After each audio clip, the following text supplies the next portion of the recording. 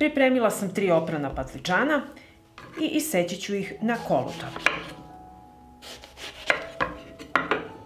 Evo ovako ove debljine. I tako ćemo iseći sav patliđan.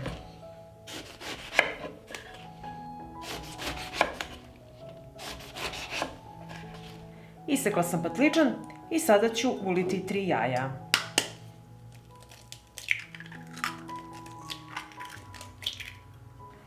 Posolit ću jaja i umutit ću ih. Pripremila sam speltino brašno, umućena jaja i prezle.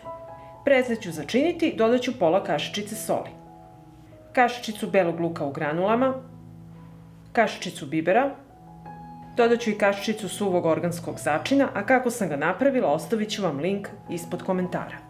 I dodajem 40 g parmezana. I sve ću to promešati.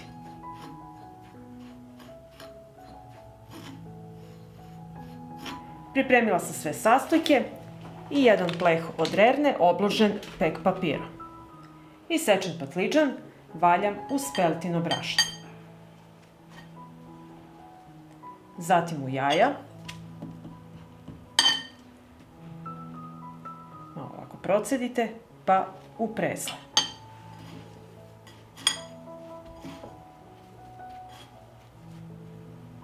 I patliđan spuštam na pleh, obložen pek papirom. I nastavljamo tako dalje da radimo sa ostalim patliđanom.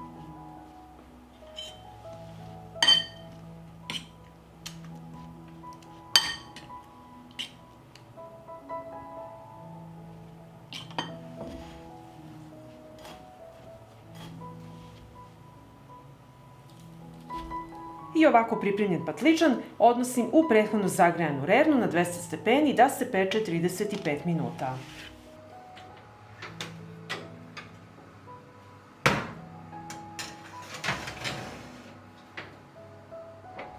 I nakon 35 minuta pečenja patliđan je gotov.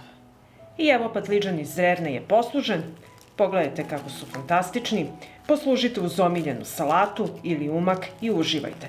I ako vam se dopada ovaj moj recept, vi naravno lajkujte, prijavite se na moj kanal i ostavite mi komentar. Prijatno!